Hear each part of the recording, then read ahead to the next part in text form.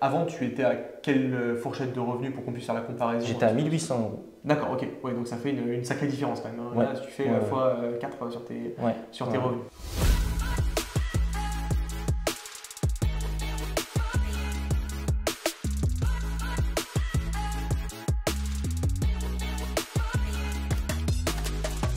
Une opération d'achat-revente en 1 mois et demi. Je suis aujourd'hui avec Fabien pour une de mes étapes de mon tour de France des élèves stratégie immobilier et on va se retrouver du coup directement à l'intérieur pour visiter ton bien, Fabien. Ouais. On se retrouve dedans. Ouais. Je te laisse te présenter. Ça marche. Ok, bonjour Fabien. Salut. Est-ce que tu peux te présenter pour les personnes qui nous regardent par rapport à… Ouais, je m'appelle Fabien, j'ai 30 ans et je suis officiellement marchand de biens maintenant depuis le mois de septembre 2021. Donc depuis j'ai pris à peu près la formation. La formation, je l'ai débutée au mois de juillet, si ma mémoire est bonne. Voilà, donc avec une première opération qui est plutôt intéressante. Dans laquelle on est actuellement. Exactement. Ce qu'on va faire visiter aujourd'hui. Ouais. Donc avant tu faisais quoi avant de commencer te lancer là-dedans dans l'achat-revente à temps plein? Qu'est-ce que tu Alors moi je viens du monde de la communication et marketing. J'étais chef de projet en communication politique, pour être plus précis. Je viens d'une famille d'entrepreneurs, donc ça m'a toujours motivé à entreprendre. J'ai jamais su vraiment dans quoi et du coup en fait c'était devant mon nez depuis des années puisque mon papa vient du bâtiment. D'accord, ok. Il a fait un petit peu d'immobilier aussi. Donc voilà, c'était une passion aussi pour moi. J'ai fait quelques projets avant de locatif dans la ville dans laquelle on est aujourd'hui. Et puis voilà, donc aujourd'hui je suis marchand de biens, j'ai monté une structure de marchand de biens. Et à côté, j'ai aussi une structure, donc une agence de communication, marketing, stratégie globale, axée plutôt sur le monde du vin. D'accord. Avec ma conjointe, puisque elle vient du monde du vin, elle est juriste en vin spiritueux. Ok, très bien, Voilà. très clair, super. Et qu'est-ce qui t'a donné envie finalement de transitionner, de passer de ton métier dans la communication politique à finalement devenir entrepreneur? C'était la liberté, c'était quoi? Oui, c'est surtout ça, parce que quand on a un papa qui est entrepreneur, une famille d'entrepreneurs, et qui, on voit aussi les difficultés de l'entrepreneur, ça c'est sûr, mais on voit la liberté effectivement qu'on a, les gros avantages qu'on peut avoir par rapport à ça. Et mine de rien, quand on baigne dedans, on y vient forcément un jour ou l'autre. Ouais. Voilà, donc c'était ça. Et puis je voulais pas faire de l'entrepreneuriat pour faire de l'entrepreneuriat. Pour moi, c'était important de me lancer dans quelque chose que j'aimais. Et puis le marchand de biens était un très bon compromis parce que ça me permettait du coup de me lancer dans l'entrepreneuriat, mais aussi dans l'immobilier. Qui était aussi un point d'intérêt pour toi. Qui était un point d'intérêt pour moi. Super, top. Ok, bon du coup on va pouvoir présenter ce projet, ce très haut projet donc, que tu as rénové en 1 mois et demi, c'est ça? C'est une petite maison de ville. Est-ce que tu peux nous la faire visiter du coup? Ouais, alors on est en plein centre d'une petite ville de 10 000 habitants. D'accord, ok. On est à 67 mètres carrés. D'accord, ok. Et habitable 57 mètres carrés parce que on a une chambre qui est mansardée là-haut. Ok. On est sur 2 chambres avec un petit coin extérieur. Oui, que j'avais reçu derrière, ok. Mais à la base, il y avait un tout petit cabanon qui était complètement pourri, qu'on a quand même rafraîchi. Voilà, donc tout simplement. Donc là on est dans le séjour du coup, qui a été que tu as rénové, donc avec quoi, le sol, tu as refait ici on a fait sol, on n'a pas touché à l'électricité, enfin pratiquement pas par le changement du tableau là-bas. On a la plomberie qui a été laissée parce qu'elle était très bonne.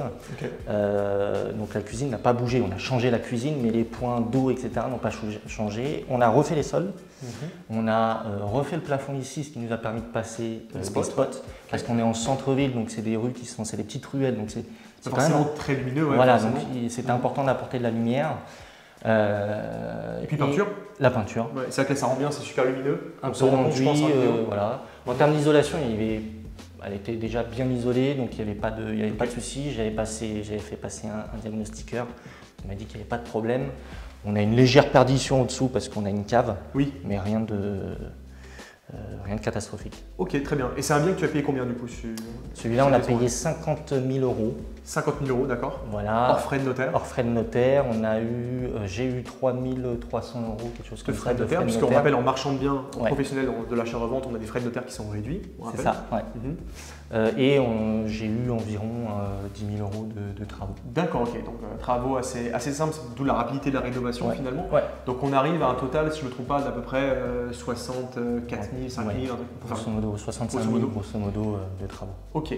Et du coup, ce bien, il en est où? Est-ce qu'il est en vente? Est-ce qu'il est vendu? On a signé un compromis. Ok, donc il est… Alors, il a une petite histoire parce que j'avais signé, enfin, j'avais pas signé. J'ai eu 2 offres sur ce bien-là, Ok. l'une après l'autre. Des personnes qui se sont rétractées, c'était des jeunes personnes qui n'étaient pas sûres d'elles, qui débutaient l'investissement parce qu'elles voulaient l'acheter pour l'investissement à la base. Pour louer, ouais. Ok. Donc elles se sont rétractées, donc ça m'a fait perdre un petit peu de temps. Je l'ai remis en vente une dernière fois et là c'est parti tout de suite. Donc j'ai quand même mis 3 offres sur ce bien-là. Ouais, donc ça vient quand même que tu as bien réalisé Ouais. puisqu'il y avait une demande. Voilà.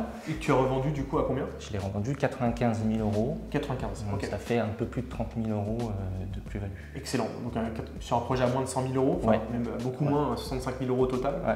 en achat, c'est une marge qui est très conséquente. Bah, c'est la marge qui est intéressante pour le coup, Super puisqu'on est bien. presque à 50% de marge. Ouais, donc sur le prix d'achat, la marge, c'est globalement le pourcentage qui représente le bénéfice qu'il fait sur du coup, le prix d'achat. Donc à savoir 30 000 sur 65 000 €, mais quasiment à 50%, ce qui est une marge qui est excellente.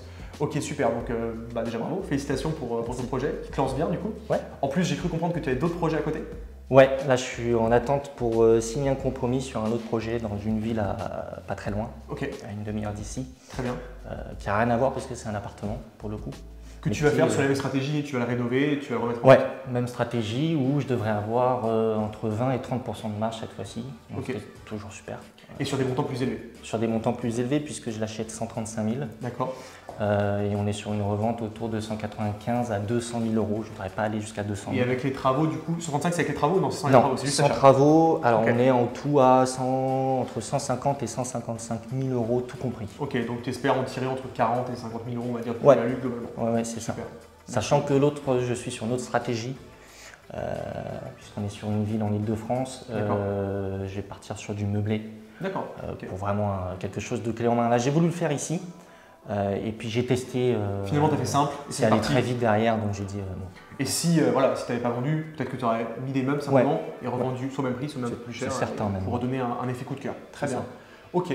Bon, est-ce qu'on passait à la visite peut-être de la suite? Ouais, D'accord, on a ça marche. le coin extérieur ici avec la cave. On a c'est un ça coin extra. Alors ici, avant, c'était fermé en fait. D'accord. Donc, cette partie-là, elle n'était pas comptabilisée dans la surface habitable. Ok. Donc moi, je l'ai rendu habitable. Ici, on a isolé ici juste une Ok. petite partie, et puis on a un petit. Et un petit extérieur, un petit extérieur. On peut aller voir. Ouais. D'accord, donc ça c'est le fameux. Il y avait une sorte de cabanon ici. En fait, c'est il y avait un cabanon, tout était Ok. pourri. Faut que je refasse un coup de peinture d'ailleurs. ça Et là on donne sur l'arrière, d'accord. Ok. Voilà, et puis bah, on a pour pouvoir Simplement donner un un petit cachet. Ouais, ok. Voilà. Ce qui fait aussi office pour la poubelle et tout. Ok. Alors Très bien. c'est bête, mais on en parle souvent lors des visites que Un petit extérieur, un un petit petit- extérieur, bien sûr. surtout en centre-ville, Ah, c'est clair.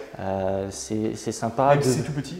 Même si c'est tout petit, c'est toujours sympa de prendre le petit déjeuner le matin Oui, c'est l'été sur sa petite cour arrière. C'est clair. C'est sympa. Et du coup l'étage, bon, Ouais. allons voir ça. Je laisse y aller. Et donc là on a une salle de bain ici, On a une salle de bain ici. qui a été reprise ou pas forcément ici? Alors les peintures ont été reprises, on a fait un peu de carrelage, on a mis un bac. Ouais. Voilà ce qu'on a fait. Puis, Et après éclairage, ouais, ok, très bien. Donc une belle salle de bain qui met bien en valeur le bien finalement, qui reste Ouais. dans la cohérence globale de la rénovation, c'est top. Et ici, une grande chambre quand même assez grande. Ouais. Ok, bien. Première chambre ici, sous plancher. On est environ à 13-14 mètres carrés. Ouais, c'est une belle chambre, ok, très bien. Là, le but, c'était Là, qui est vraiment pas- la stratégie, c'était vraiment, un peu comme ce que fait Marc, hein, Oui.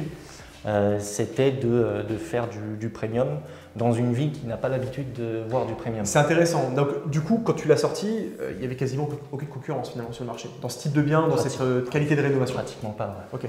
J'étais presque le seul. Ouais. J'ai dû voir une annonce en ligne sur un bien similaire. Et je te dis ça sur 100 annonces. C'est vraiment la stratégie qu'on met en avant, une stratégie haut de gamme. C'est comme pour n'importe quelle industrie, tu le connais bien dans ton domaine qui est la communication, mais on a plusieurs positionnements qu'on peut prendre. Nous, à chaque fois, ce qu'on recommande et ce qu'on met en place, nous, sur moi, mes projets locatifs et Marc sur les projets d'achat-revente, c'est une stratégie haut de gamme. On va proposer un produit qui va être au-dessus de ce que fait le marché en moyenne. Donc, une meilleure qualité, meilleure prestation, moins de travail pour le futur propriétaire, simplement. Là, c'est une maison qui est clé en main, la personne l'achète, elle peut soit la louer, soit l'habiter immédiatement. Exactement. Et du coup, forcément, on va gagner plus parce qu'on va pouvoir facturer plus cher, puisque c'est un service supplémentaire tout simplement. Ouais. Donc c'est comme ça qu'on fait des marges aussi qui sont plus importantes. C'est ce que tu vas mettre en place, je pense, sur tes autres biens derrière. Ouais, exactement. Ouais. C'est ce que je compte faire sur le second. Même stratégie. Et c'est beaucoup plus simple parce que finalement, à l'achat, même si tu achètes à un prix qui est pas forcément le coup du siècle, tu vas réussir à revendre plus cher et donc à valoriser ton opération. Ouais. Et là, pour le coup, j'ai réussi à faire les deux parce qu'il y a un prix qui est vachement attractif.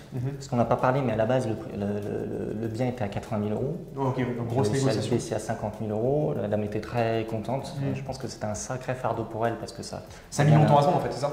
Comment? Ça a mis longtemps à 80 000 et ça a attendu, c'est resté sur le marché. Elle a fait une première baisse déjà parce que je le surveillais depuis un petit moment. Elle a fait une première baisse. Je crois qu'il est à 90 000 euros. Elle a fait 10 000 euros de baisse. Elle a remis en annonce. Et puis derrière, elle a eu pas mal de visites, mais aucune offre. Donc je me suis dit, on va tenter, on va voir ce que ça donne. Et puis, au final, c'était assez simple, tu as juste attendu, tu as fait une offre. Mais oui, parce que je pense que des fois, on hésite trop à faire des offres basses. Là, pour le coup, j'ai pas hésité et je me suis rendu compte que ça a rendu service à la dame. Parce que comme je te disais, c'était un réel fardeau pour elle, ça vient d'une séparation à la base, elle l'a eu depuis un petit moment, elle l'avait depuis un petit moment, elle le louait, elle a eu quelques petits problèmes avec sa location. Donc forcément derrière c'est un bien qu'elle ne voulait plus et puis quelque part tu l'as soulagé, on l'a rendu service. Ouais, bien sûr. Ça. Ok, très bien.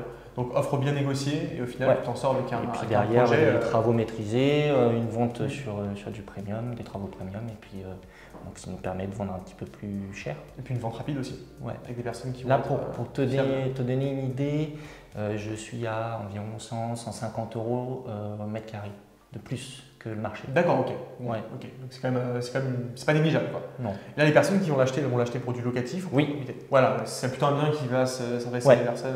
Alors j'avais deux cibles, soit des personnes seules, une femme, ou un investisseur clé en main. D'accord. Parce que je sais qu'il y a beaucoup d'investisseurs qui se forment pas. Oui, bien sûr. Deux qui ont peur et qui ont très peur des travaux. Donc qui souhaitent le louer tout de suite quoi. Ouais, mais c'est clair, c'est clé en main, là il y a juste à meubler et puis et encore même pas, on peut la louer comme ça. La personne je pense que ça partira avec la location. Va le meubler, elle va le meubler d'ailleurs pendant le compromis, j'ai accepté. D'accord, ok. Moi j'ai pas trouvé ça dérangeant. Et après ça partira en location. Ça partira en location. D'accord, ok, très bien. On va voir cette deuxième chambre. Yes. Allons-y. Donc là c'est à droite. On monte. Ok. Ça a été aménagé? Non, c'était comme ça, c'était déjà comme ça. C'était déjà comme ça, on n'a rien touché. J'ai hésité à... là, ça peut faire office de bureau ou de chambre. C'est même une belle surface. Ça fait toute la surface quasiment de la maison. Ouais, un peu moins parce que ça se rétrécit. Mais surface au sol, tu es à peu près à la même chambre qu'en bas, à quelque chose près. C'est quand même une belle surface, très bien. En plus, on a le Velux. Super. Top. Ok. Donc, dernière chambre pour cette maison dans les combles. Alors là, on a juste mis un parquet et fait les peintures. Ok, très bien. Bon, bah écoute, c'est super projet, simple, j'ai envie de dire, rénovation rapide.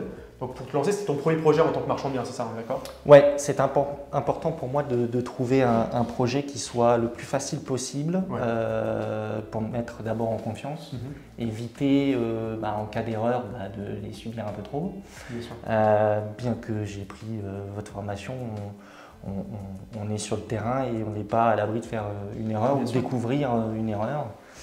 Donc c'était pour moi important de commencer petit. Ça ne m'a pas empêché de voir grand parce que derrière je continue. Donc voilà. Et là, tu te sécurises déjà une première plus-value et tu passes à la suite pour. L'objectif c'était vraiment de rentrer de la trésorerie dans un premier temps pour pouvoir enchaîner derrière.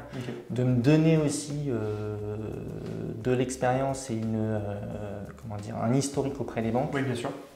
Parce que c'est aujourd'hui ce que veulent les banques, c'est qu'on puisse. Elles veulent de la preuve. De la preuve, exactement. Et ça, c'est ma preuve à moi. Donc, tu vas pouvoir montrer ton projet, dire voilà, ça a marché, j'ai fait tant de plus-value, maintenant pour le prochain. Faites-moi confiance, ça va fonctionner, etc. Ok, très bien. Je vais mettre en valeur. Et en parlant de la formation, du coup, en quoi ça t'a aidé? Pourquoi tu l'as prise déjà au départ? Je l'ai prise parce que je voulais absolument professionnaliser la chose. Comme je disais là à l'instant, c'est quand même pas des petits montants. Clairement. Donc on ne peut pas jouer avec ça. On ne peut pas se lancer dans un monde, même si je le connaissais un petit peu parce que j'ai fait quelques projets locatifs avant. Les règles ne sont pas forcément les mêmes en tant que marchand de biens. Tu l'as dit pour le crédit par exemple tout à l'heure. Et ça me mettait en confiance avec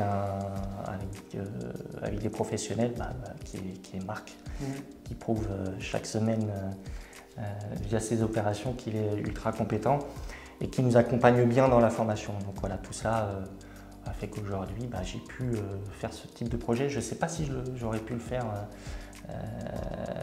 si j'avais pas pris la formation. Et spécifiquement, c'était sur quel domaine que tu avais vraiment besoin de te former? C'est sur la partie globale du projet, la recherche? Global, ouais. C'est global. Alors il y a une chose qui m'intéressait vraiment, c'est la stratégie du off-market. Ouais. Que j'utilisais pas du tout à l'époque. On commence à m'apporter pas mal de biens. Ok. J'ai raté quelques affaires. Ça part très vite. Oui, alors sur ce type de biens, généralement, soit on est appelé le premier, on visite le premier et on peut faire l'offre, et soit on est appelé le deuxième, le premier visite juste avant vous et il vous passe devant. C'est ce qui s'est passé 2-3 fois. Sur des belles opérations. Sur des très belles opérations, donc bon, tant pis, c'est la vie. La prochaine fois, je serai appelé peut-être le premier. Oui, bien sûr. Mais en tout cas, ça marche. Ça, c'est clair et net. Et je sais que je ferai des opérations grâce au off-market que je suis en train de constituer au fur et à mesure du temps. Donc voilà. Ok, donc tout l'aspect, on va dire, recherche, l'aspect sécurisation.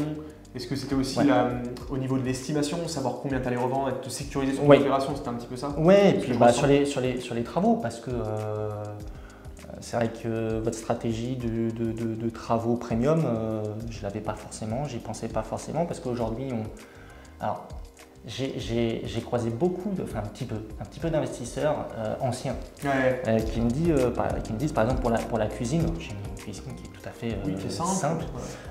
Et pour autant ils ont toujours cette manie de dire oh t'embête pas pour une cuisine, mets un basque et puis on en parle plus. Un truc très simple. Un truc très simple, les peintures on verra, les sols tu peux laisser comme ça alors que c'était une horreur les sols. Donc c'est vrai qu'aujourd'hui je pense qu'on a dépassé ce stade-là, on n'est plus dans cette ère-là. Ou en tout cas de moins en moins, les gens ont besoin de se sentir bien dans leur logement et on l'a vu avec le Covid. C'est clair. Donc c'est important pour nous de pouvoir faire une belle rénovation et je pense que c'est une vraie mission aussi. Clairement. Ouais. Et que tu combats d'ailleurs très bien. Non mais c'est sûr, je suis 100% d'accord avec toi sur l'aspect qualité, l'aspect rénovation, on n'est plus dans le même monde. Même on le voit, encore une fois, je fais beaucoup de parallèles avec d'autres industries parce que l'immobilier c'est pas une industrie à part, c'est une industrie comme toutes les autres. Et aujourd'hui, de plus en plus on le voit, le premium prend de la place, tout ce qui est industrie, je sais pas, du haut de gamme, du luxe, ça prend de la place, mais sans dire qu'on fait du luxe, pas du tout. Mais déjà faire quelque chose qui est au-dessus de la moyenne, c'est de plus en plus recherché. C'était pas forcément le cas à l'époque de ces investisseurs plutôt anciens qui justement rénovent pas leur patrimoine. Enfin pour nous c'est super parce que clairement, moi dans mon cas en location, en faisant des immeubles de rapport largement au-dessus de la moyenne, je loue mes biens 30, 40, 50% plus cher qu'eux et je les loue direct. Alors qu'eux vont attendre et vont soit les louer vraiment pas cher et attendre pendant plusieurs semaines avant de trouver un locataire, soit trouver un locataire de moins bonne qualité. Et du coup, comme tu dis, c'est à la fois une manière de gagner plus, vraiment facilement parce que pour le coup, personne ne le fait. Quand on fait les choses différemment, mais mathématiquement, on a des résultats qui sont différents. Et en plus, c'est une vraie mission parce que tu améliores la qualité des logements, tu améliores clairement la qualité d'un marché global. Parce que quand tu le fais, forcément, tu as des gens qui vont se loger dans tes appartements, qui auront des biens dans lesquels ils vont se sentir à l'aise, qui seront bien installés chez eux. Tout le monde n'a pas forcément envie de devenir propriétaire, quand on parle de location, de devenir propriétaire et d'acheter, de rénover soi-même son bien. Ou alors, dans ton cas, tout le monde n'a pas envie d'acheter une ruine et la rénover. Donc, quand tu proposes un bien comme ça, clé en main, tu touches une cible. Et forcément, ça a un prix déjà, et en plus, ça améliore globalement toute la qualité d'un marché. Donc c'est gagnant-gagnant. C'est que du plus, c'est ça. Clairement, ok. Écoute, je pense qu'on a fait le tour de ce beau projet. Fabien, merci pour ton intervention. Puis je pense qu'on se retrouvera dans une prochaine vidéo, dans ton prochain projet. J'espère à la revente, aux mêmes périodes, comme ça on pourra voir le résultat final de ta plus-value et de ta réussite. Donc c'est top. En tout cas, merci à vous surtout parce que je suis vraiment satisfait de l'accompagnement que j'ai eu. Qui m'a permis aujourd'hui de me lancer et de vivre une vie que j'aurais pas pu penser avant parce que j'étais ancré dans les carcans du salariat. Alors je n'ai rien contre, oui bien sûr, bien entendu, mais moi ça me convenait pas à moi et vous m'avez permis de me lancer donc je vous l'ai suffisamment dit je crois. Ça me fait plaisir, merci. Et en parlant de ça, du coup, c'est quoi tes objectifs? Parce qu'on l'a évoqué tout à l'heure. Pour la suite, en termes de revenus, qu'est-ce que tu attends de cette année? Parce que tu as dit un objectif très précis. Alors comme tout le monde, comme beaucoup de personnes, au mois de janvier, j'ai fait mes petits objectifs sur l'année et je me suis fixé 90 000 € de bénéfices. Sur cette société de marchand de biens? Sur cette société de marchand de biens en comptant celui-là. Donc pour le moment, on est à un tiers de l'objectif. Et avec le prochain, tu seras déjà à plus de la moitié? Je pense qu'on sera, la moitié. Il me restera à faire environ 25 000 euros Top. à faire, sachant qu'il me reste un petit peu de trésorerie, donc je continue quand même à chercher. Dans l'idéal, il faudrait que je trouve un bien similaire à celui-là, autour de 50 000 euros pour être tranquille et puis faire mon année. Et tu auras réussi ton Et j'aurai un chiffre d'affaires environ de 500 000 euros environ. Ok, pour 90 000 euros de marge, c'était hyper bien. Quoi. Ce qui me sécurise aussi un salaire pour l'année prochaine, peut-être l'année d'après, et aussi me crée une trésorerie pour les prochains biens. Donc que du plus. C'est top. Est-ce que, pour donner une idée, sans dire les chiffres, avant tu étais à quelle fourchette de revenus pour qu'on puisse faire la comparaison? J'étais à 1 800 euros. D'accord, ok. Ouais, donc ça fait une sacrée différence quand même. Là, tu fais fois 4 sur tes revenus. Ok, super, grosse différence, top. Et puis j'ai la liberté aussi de mouvement. En plus. Et en combien de temps du coup? Parce que finalement, tu nous as rejoint encore en juillet, tu m'as dit? J'ai commencé en juillet la formation. C'était un peu moins d'un an. Celui-là, je l'ai terminé, enfin je l'ai signé au mois d'octobre, au novembre, début novembre. Et puis voilà. Ok, donc comme quoi arriver à en vivre en moins d'un an, c'est largement possible. Quand on se donne les moyens, quand bien sûr on met les choses en place, on met surtout les bonnes choses en place, mais ça le fait. Ouais, quand on passe à l'action, il n'y a pas de problème. Super. Bah écoute, bravo. Merci Fabien. Et puis on se retrouve, nous, dans une prochaine vidéo, du coup, une prochaine étude de cas de ce Tour de France des membres stratégie immobilier. Et je vous dis du coup à très bientôt.